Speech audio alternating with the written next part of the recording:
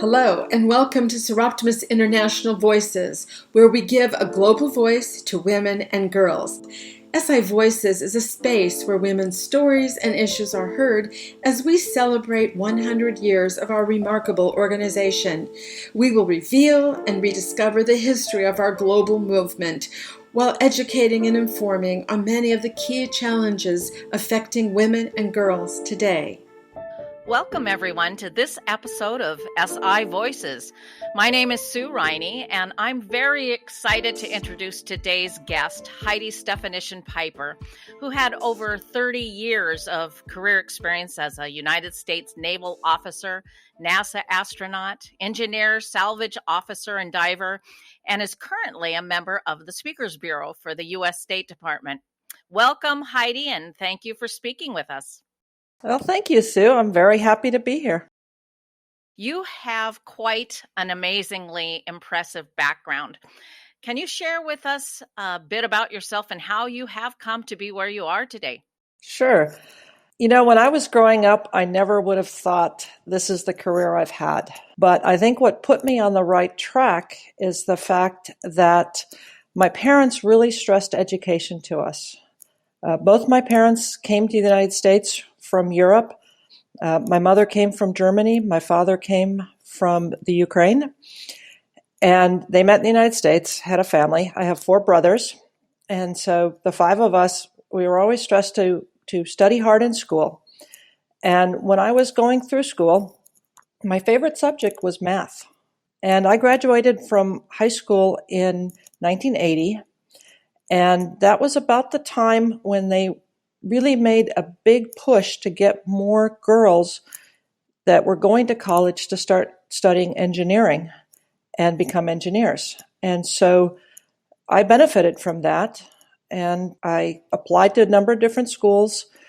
And one of the schools was MIT, the Massachusetts Institute of Technology, which is a very good engineering school here in the United States. And so I thought, okay, if MIT accepted me, then that's where I'm going to go to college. And then I looked at the tuition bill. So I said, okay, what other options are available? And one of them was the military. Here in the United States, the military has a program called ROTC, which stands for Reserve Officer Training Corps.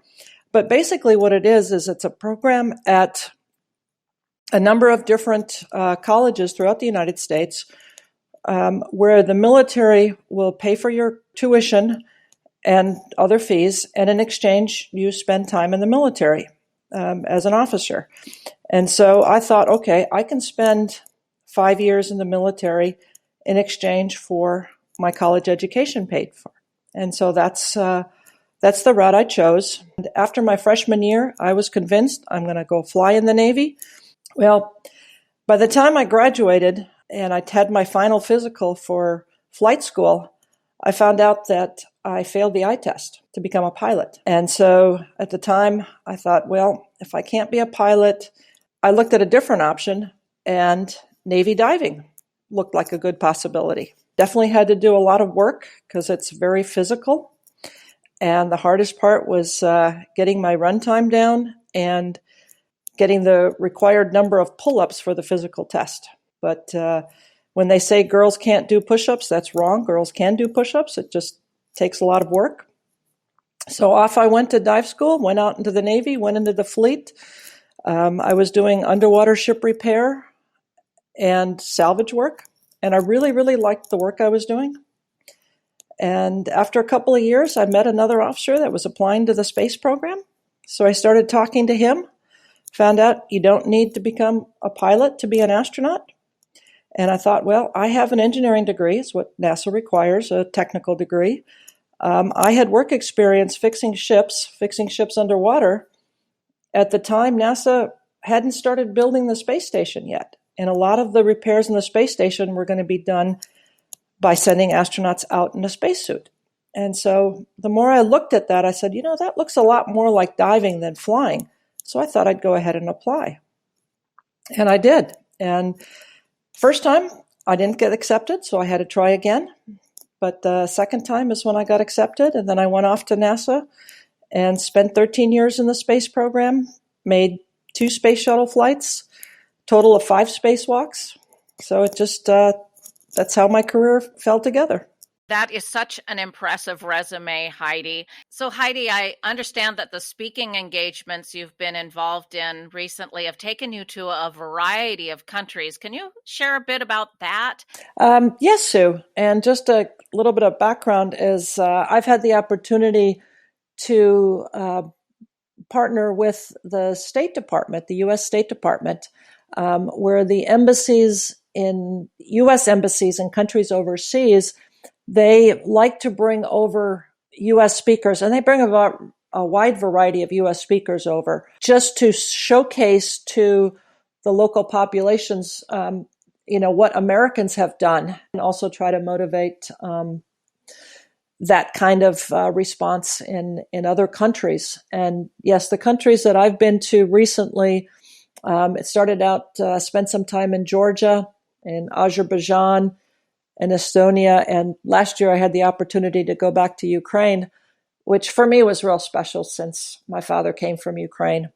I think it's fantastic that you've been able to observe and participate in that role to help bring gender equality in these STEM professions to other parts of the world. That is one of the objectives of our Soroptimist work, is to empower girls to get educated and have access to education. And by doing so, we're going to be helping provide a more peaceful and financially stable society.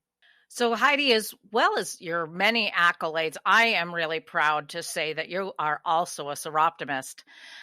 What inspired you to become a member of Soroptimist, and what aspect of your membership do you most enjoy?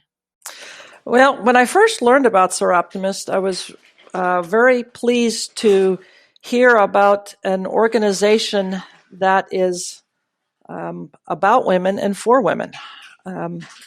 Because I know quite often that, girls don't get the attention that they need to be able to succeed. In math classes, you hear about stories how, girls, especially once they get to the high school age, that, they determine that, math isn't for me, or, still the stereotypes of, engineering is a men's career, but that's just not true. There's nothing that says, girls can't go into math, they can't go into science, they can't go into engineering. And sometimes it just requires a little bit of motivation to help them get there. I know that when I was in high school, if I hadn't had these programs that were trying to stress to girls, hey, look, this is a career option for you, I may never have become an engineer. So when I learned about Soroptimist and learned that, yes, we have a mentoring program for girls called Dream It, Be It. And so I was very excited about that, because that was something that I wanted to get involved in, and to be able to just help these girls and, maybe motivate them to think that, hey, I can become just like her. And you know what? I'm good at math, and nobody told me that I can actually use my math to do something.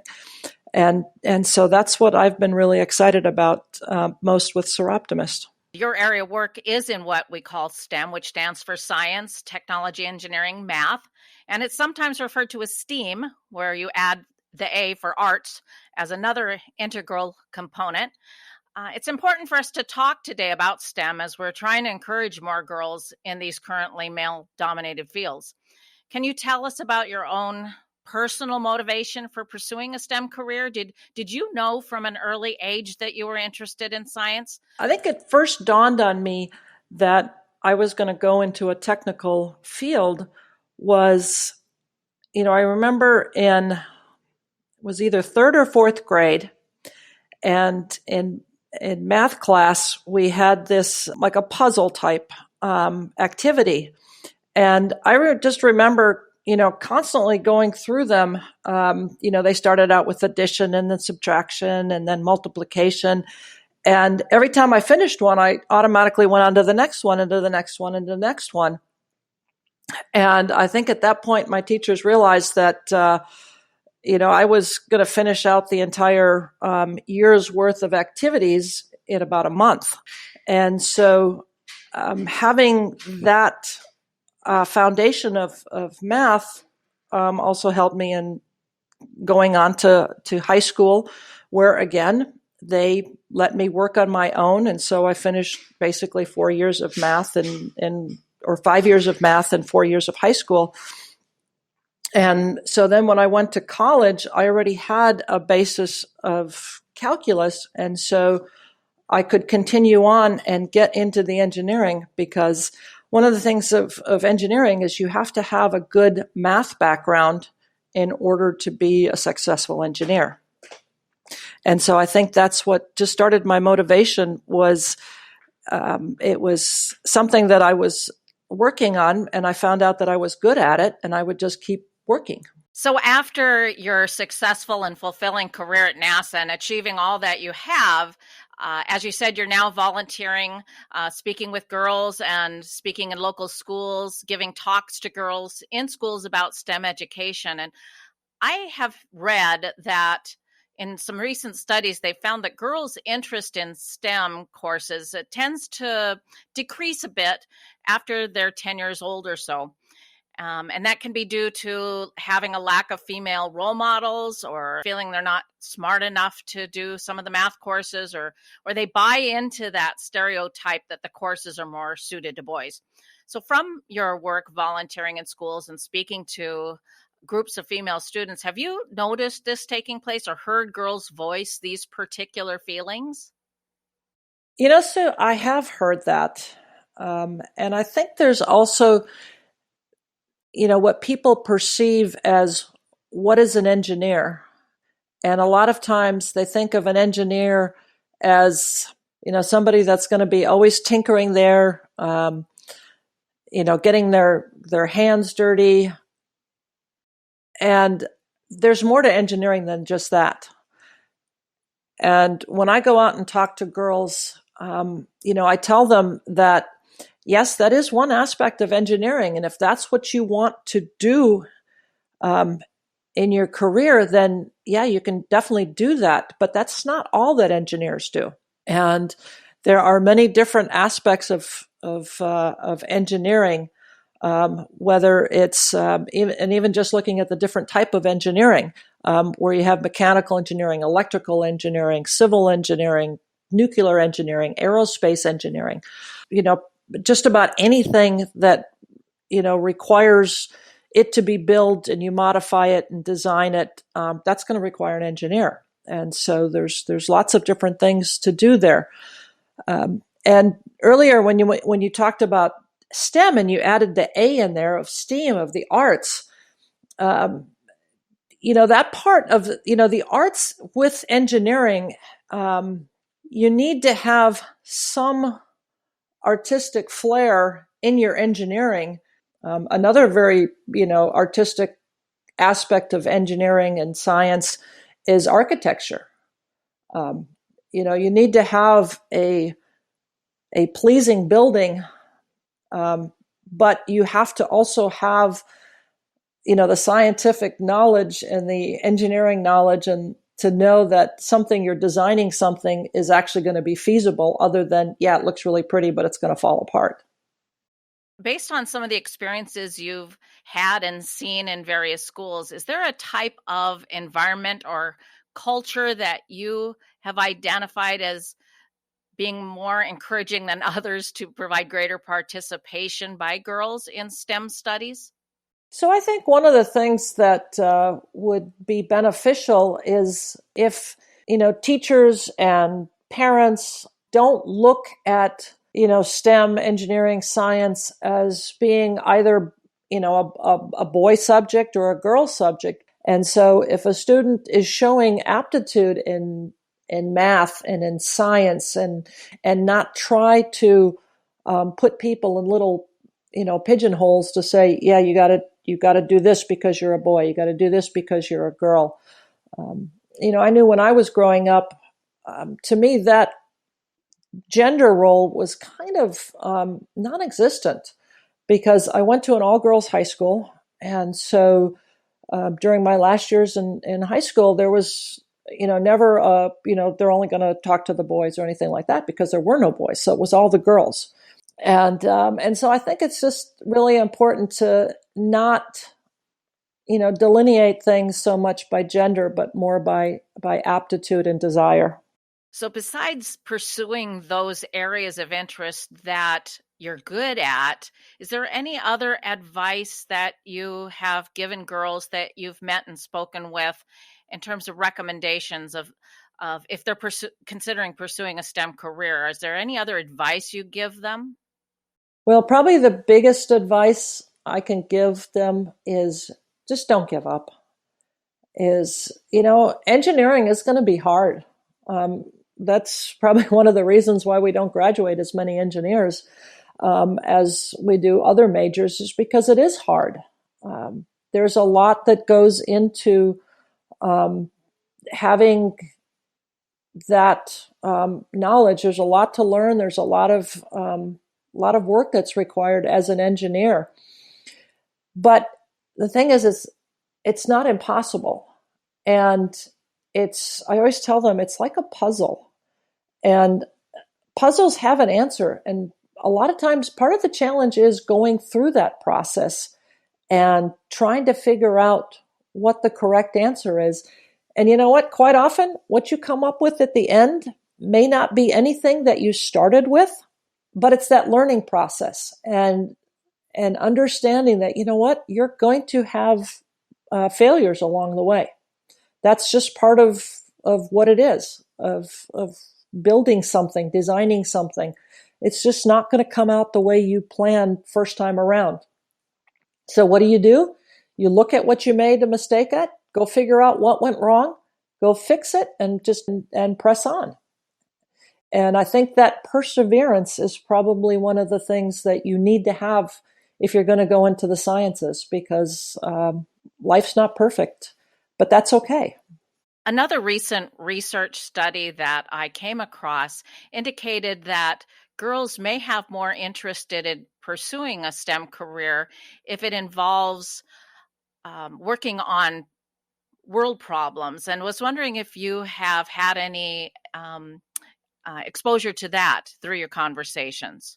Well, Sue, that's one of the things that I actually really like about these robotic competitions, because in addition to building the robot for the competition, is the students also get the opportunity to work on a problem. They're given a problem and they have to come up with a solution.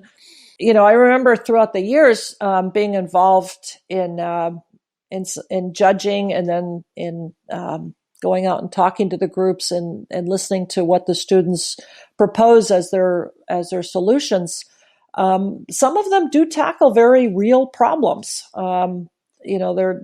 They're taught to, go look at alternate energy sources. A couple of years back, they had a space theme, and so it was, how do you help astronauts on orbit? And they're given different options, whether it's exercise or mental health. What can you design to make somebody feel better when they're isolated and far away from home and things like that? And so, there you have to start thinking outside the box. And we're not expecting, fifth graders to solve these problems, but it gets them to start thinking about, well, what would it take? And in many cases, they will build, I've seen these students build, a little prototype, and it's, something that's just built out of paper. But you can see that that thought process is starting, is to get them to think about bigger issues. Again, the key is you start them thinking about it when they're younger, and so that just carries through them as they're going on, throughout their studies.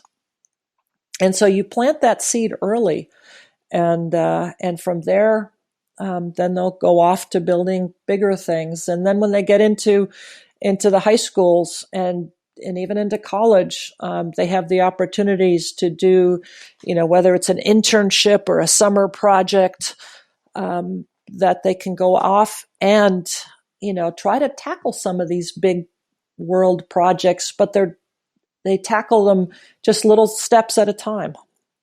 And this is just the type of problem solving and critical thinking we want to help girls develop worldwide through our Soroptimist projects. And hopefully they'll turn into community changers that build water systems and bring in technology. I just love this train of thought. Thank you, Heidi.